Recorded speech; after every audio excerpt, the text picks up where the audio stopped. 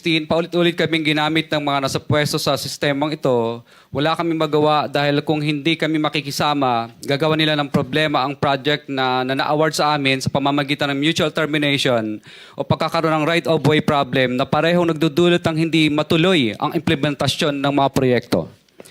Matapos naming manalo sa mga bidding, may mga opisyal mula sa DPWS ang lumalapit sa amin para humingi at kumuha ng bahagi niya sa halaga ng proyekto. Ang hinihingi nilang porsyento ay hindi bababa sa 10% at umaabot pa sa 25% na naging kondisyon upang hindi maipit ang implementasyon ng kontrata. Ito ay binibigay namin sa kanila ng cash. Ang bawat transaksyon ay may karampatang voucher at ledger na nagsasaad ng mga araw at kung kailan nila ito natanggap.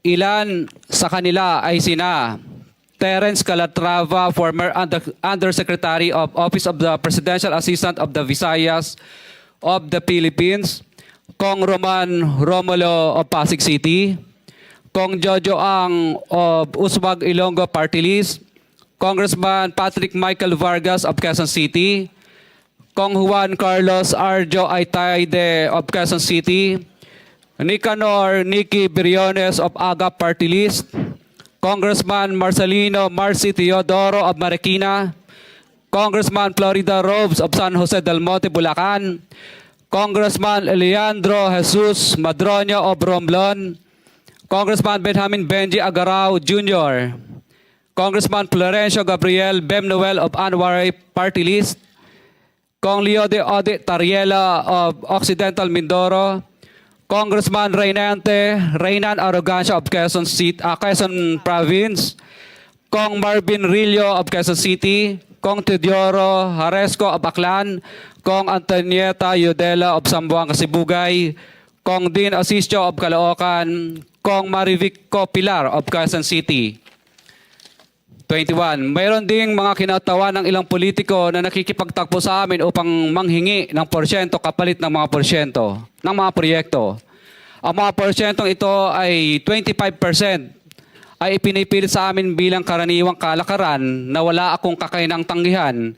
Ilan sa kanila ay sina Regional Director Eduardo Virgilio of DPWS Region 5, Director Ramon Ariola III of Unified Management UPMO, District Engineer Henry Alcantara, DPWS Bulacan First, Undersecretary Robert Bernardo, District Engineer Aristotle Ramos of DPWS Metro First, Pasig City, District Engineer Manny Bulusan of DPWS North, Manila Deo, District Engineer Edgardo C. Pingol of DPWS Bulacan Subdeo, District Engineer Michael Rosaria of DPWS Quezon Second Deo.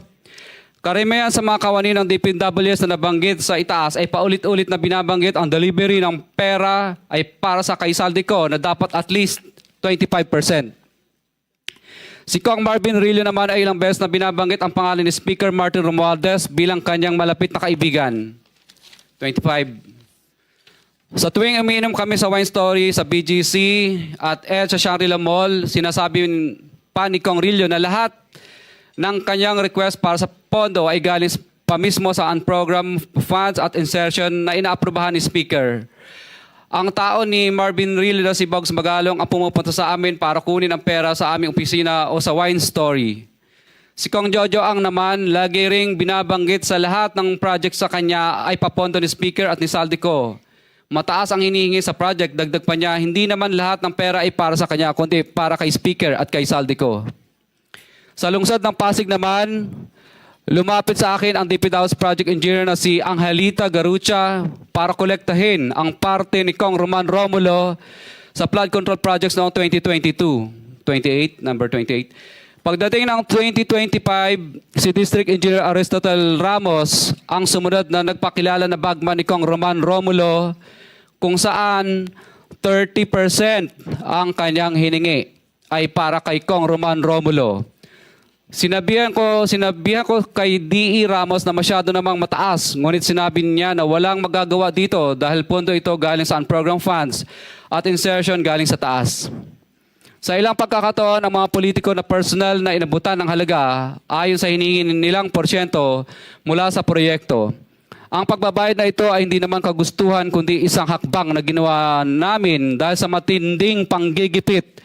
Ilan sa kanila ay sina Kong Antonieta Yudela kasama ang kanyang asawa, Kong Marvin Rillo of Quezon City, Kong Nikki Briones of Aga Party List, Arturo N. Ataide, ama ni Kong Arjo Ataide, Kong Florencio Gabriel Bem Noel of Anwaray Party List, Kong Eliandro Jesus Madroño of Romblon, Kong Benjamin Benji Agarao Jr.